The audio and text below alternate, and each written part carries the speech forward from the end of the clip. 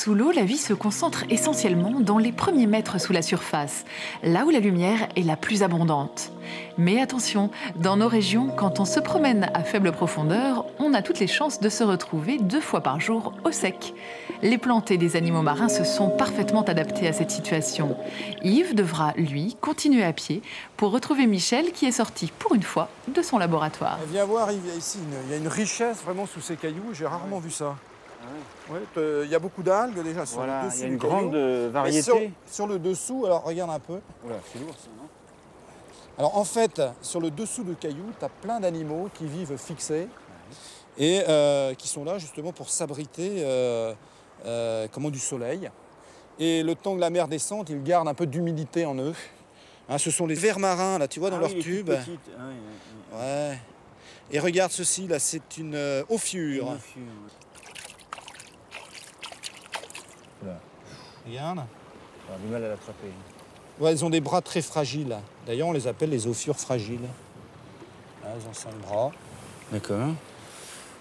Voilà. Il y a des belles éponges en croûte. Oui, il y a et des botryles. Ah, oui. Voilà. Ça ressemble à des fleurs. La fleur est la colonie, si tu veux, hein, et est un groupe de plusieurs individus. Et chaque individu serait ce que tu appellerais le pétale de la fleur, si tu veux.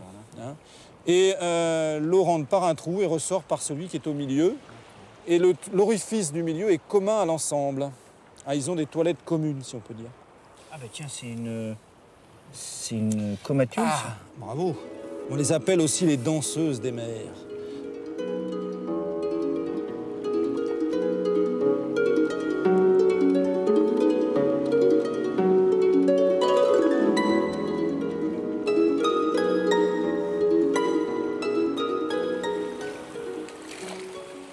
Tiens, on va soulever celui-là, peut-être, non? S'il n'est pas trop lourd. Bah écoute... On va se mettre à deux. Ouais. Hop là. Oh, dis donc, il y a de la couleur d'éponge. Oui, en fait, si ce caillou est colonisé sur le dessous d'éponge, comme ça, c'est parce qu'en fait, il est pratiquement en permanence dans l'eau. Même à marée basse, tu vois, derrière nous, il y a une mare énorme qui va s'écouler en partie à marée basse, et l'eau va s'écouler donc sur ce caillou et irriguer les éponges. Elles sont toujours humidifiées.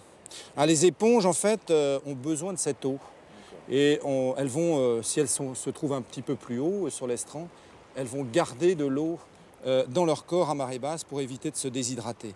Mais ils ont quand même des prédateurs, des animaux qui broutent les éponges. Comme cette petite étoile, là? L'étoile de mer, oui, tu as raison. Elle peut se nourrir d'éponges. Celle-là, hein. C'est l'astérie bosselet qui se nourrit de toute cette faune, puisque les éponges sont des animaux. Hein. Ah, regarde, un concombre de mer.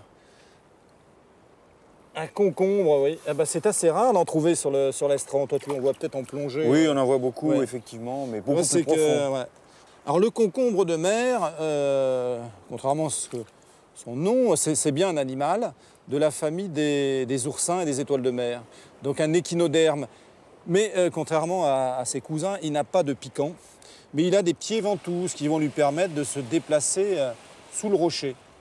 On remet ce caillou là avant de partir? Oui, parce que tout ça va se dessécher sinon. Et ces animaux pour vivre ont besoin d'eau. Voilà. Allez, délicatement, hein, parce que... Voilà. Vas-y. Voilà. Ah, parfait. Voilà. Bon. Allez, on continue? Ouais, on va voir plus loin ce qu'on trouve. La mer descend encore, là on a le temps. Hein. Ouais.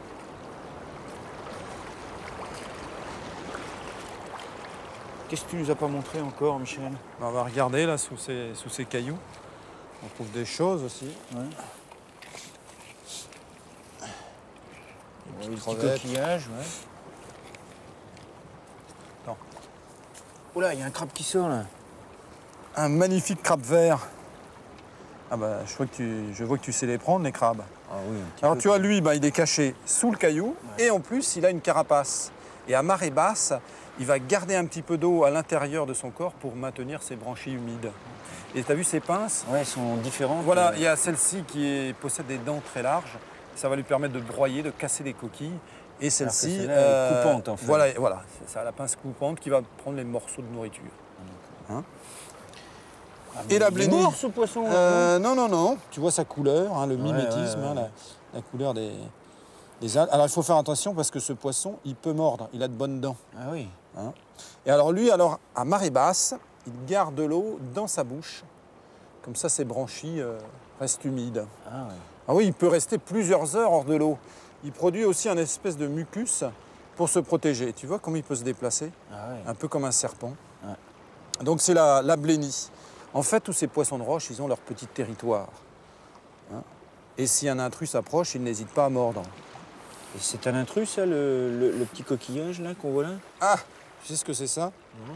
Ce sont des... Attends, je vais regarder, hein, parce que très souvent, on prend ça pour des coquilles vides. Ouais. Et si tu regardes à l'intérieur, regarde, il y a un Bernard l'ermite.